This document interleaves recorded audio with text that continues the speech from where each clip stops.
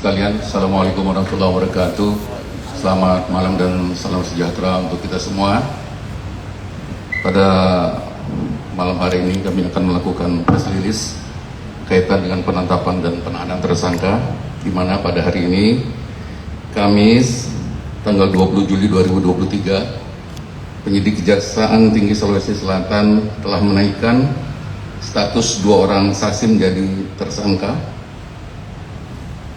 dalam perkara tindak pidana korupsi penyimpangan, saya ulangi, penetapan nilai pasar atau harga dasar pasir laut pada Badan Pengelolaan Keuangan Daerah Kabupaten Takalar dalam kegiatan penambangan pasir laut tahun anggaran 2020 atas nama tersangka dengan inisial SY selaku Direktur PT Alevo Karya Mandiri tahun 2020. Selanjutnya berdasarkan surat penetapan tersangka Kepala Kejaksaan Tinggi Sulawesi Selatan nomor 159-P.4-FD.1 bulan Juli tahun 2023, tanggal 20 Juli tahun 2023, dan tersangka dengan inisial AN selaku Direktur Utama PT Banteng Laut Indonesia, di mana berdasarkan surat penetapan tersangka Kepala Kejaksaan Tinggi Sulawesi Selatan nomor 160-P.4-FD.1-07/2023 tanggal 20 Juli 2023, bahwa SY dan AN ditetapkan sebagai tersangka setelah penyidik mendapatkan minimal 2 alat bukti yang sah sebagaimana yang diatur dalam pasal 184 ayat 1 KUHP. Setelah ditetapkan sebagai tersangka, penyidik selanjutnya memeriksa kesehatan para tersangka, di mana kepada tim dokter dan Dinas Kesehatan Kota Makassar yang menyatakan bahwa yang bersangkutan dalam keadaan sehat serta tidak dalam keadaan COVID. Selanjutnya penahanan terhadap tersangka SY berdasarkan surat perintah penahanan Kepala Kejaksaan Tinggi Sulawesi Selatan nomor Prin 1-22-P.4.5-FD.107/2023 tanggal 20 Juli 2023, di mana untuk tersangka dengan inisial AN tadi berdasarkan surat perintah penahanan Kepala Kejaksaan Tinggi Sulawesi Selatan nomor Prin 123-P.4.5-FD.107/2023 tanggal 20 Juli 2023, di mana masing-masing selama 20 hari terhitung sejak hari ini tanggal 20 Juli tahun 2023 sampai dengan tanggal 8 Agustus 2023 di Lembaga Pemasyarakatan kelas 1 Kota Makassar.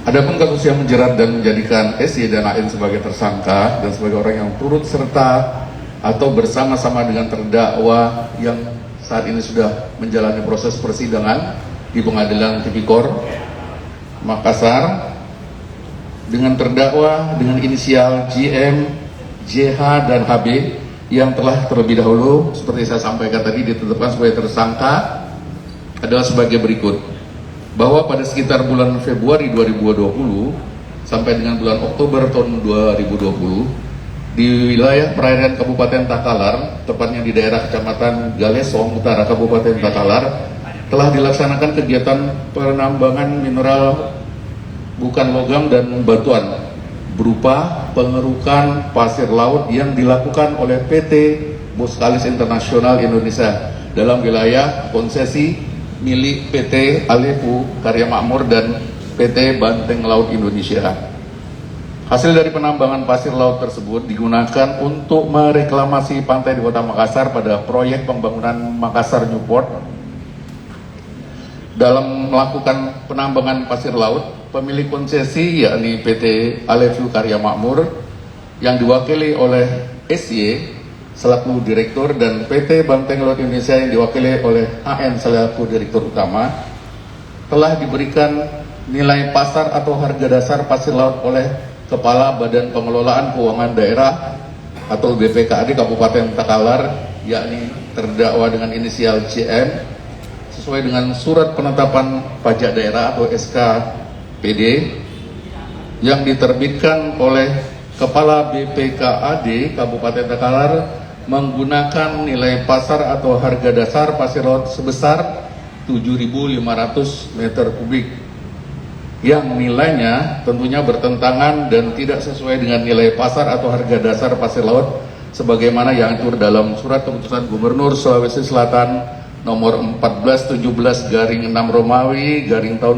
2020 tanggal 5 Juni tahun 2020 tentang penetapan harga patokan mineral bukan logam dan batuan dalam wilayah Provinsi Sulawesi Selatan, dan Pasal 5 Ayat 3 Peraturan Bupati Takalar nomor 09 tahun 2017 tanggal 16 Mei tahun 2017 tentang pelaksanaan pajak mineral bukan logam dan batuan, serta dalam Pasal 6 Ayat 3 Peraturan Bupati Takalar nomor 27 tahun 2020 tanggal 25 September 2020 tentang tata cara pengelolaan pajak mineral bukan logam dan batuan, yang dalam peraturan-peraturan tersebut di mana nilai pasar atau harga dasar pasir laut telah ditetapkan sebesar 10.000 meter kubik, di mana penurunan nilai pasar pasir laut dalam SKPD yang diterbitkan oleh terdakwa JM tidak terlepas dari peran dan kerjasama yang dilakukan oleh mantan Kabid Pajak dan Retribusi Daerah Kabupaten Takalar tahun 2020, yakni terdakwa JH pada PT Alevu Karya Makmur dan terdakwa HB pada PT Banteng Laut Indonesia, bahwa tersangka SC dan AN masing-masing mewakili PT Alevu Karya Makmur dan PT Banteng Laut Indonesia telah turut serta dalam upaya penurunan nilai pasar pasir laut yang dilakukan oleh terdakwa GM dengan cara mengajukan surat permohonan keringanan pajak kepada Bupati Kabupaten Takalar seolah-olah meminta agar dilakukan penurunan atau pemberian keringanan nilai pajak pasir laut. Namun isi dari surat tersebut ternyata meminta agar dilakukan penurunan nilai pasar laut sebesar 7.500 meter kubik. Dari penyimpangan yang terjadi pada penetapan nilai pasar atau harga dasar pasir laut tersebut mengakibatkan pemerintah daerah Kabupaten Takalar mengalami kerugian dengan nilai total 7.061.343.714 rupiah. Hal tersebut sesuai dengan laporan hasil pemeriksaan atau audit perhitungan kerugian keuangan negara atas penyimpangan penetapan harga jual pasir laut pada Badan Pengelolaan Keuangan Daerah Kabupaten Takalar dalam kegiatan penambangan pasir laut tahun anggaran 2020 nomor 700.4/75/1/B/6 Romawi /5 IT Prof tanggal 3 Februari 2023. Selanjutnya adapun pasal yang disangkakan yakni primer melanggar pasal 2 ayat 1 junto pasal 18 Undang-Undang Republik Indonesia nomor 31 tahun 99 tentang pemberantasan tindak pidana korupsi junto Undang-Undang RI nomor 20 tahun 2021 tentang perubahan atas Undang-Undang Republik Indonesia nomor 31 tahun 99 tentang pemberantasan tindak pidana korupsi junto pasal 55 ayat 1 ke 1 KUHP. Subsidiar melanggar pasal 3 junto pasal 18 Undang-Undang nomor 31 tahun 99 tentang pemberantasan tindak pidana korupsi junto Undang-Undang Republik Indonesia nomor 20 tahun 2001 tentang perubahan atas Undang-Undang Republik Indonesia nomor 31 tahun 99 tentang pemberantasan tindak pidana korupsi junto pasal 55 ayat 1 ke 1 KUHP. Mungkin demikian rekan-rekan sekalian, adapun press release pada malam ini. Mungkin ada hal-hal yang akan ditanyakan atau sudah cukup jelas? Kalau sudah cukup jelas nanti bisa berkoordinasi kembali dengan SPN. Ya boleh dari media Oke, rakyat susah. Silakan. Kan kemarin kalau tidak salah dalam kasus Inovasi Laksamana ini kan ada urusan terhadap beberapa pejabat di Takali, termasuk salah satunya bupati sendiri. Oke. Apa mantan bupati sendiri. Iya. Nah, sejauh ini pendalaman terkait kasus ini seperti apa hasil klarifikasi yang dilakukan kemarin? Ya, bukan klarifikasi, bahkan kita sudah melakukan pemeriksaan ya teman-teman. Kan tadi itu penyidik menetapkan seseorang menjadi tersangka kan tentunya berdasarkan 2 alat bukti. Sampai dengan saat ini hingga perkara ini bergulir sudah dalam proses persidangan, kita baru menemukan kembali 2 alat bukti tentunya yang dapat mendukung atas perbuatan yang saat ini telah kita tingkatkan statusnya dari saksi menjadi tersangka yang baru saja rekan-rekan tadi lihat, dan kita sudah bawa ke Lembaga Pemasyarakatan Kota Makassar. Demikian. Artinya Pak, ada kemungkinan tersangka lain dalam tersangka baru? Kita lihat sambil berjalan. Kan teman-teman juga lihat sabar udah menunggu kemarin menanyakan kembali siapa lagi ternyatanya ada gitu kan. Bukan kita enggak, kita bekerja lah kan, tapi kita harus menjaga asas praduga tak bersalah.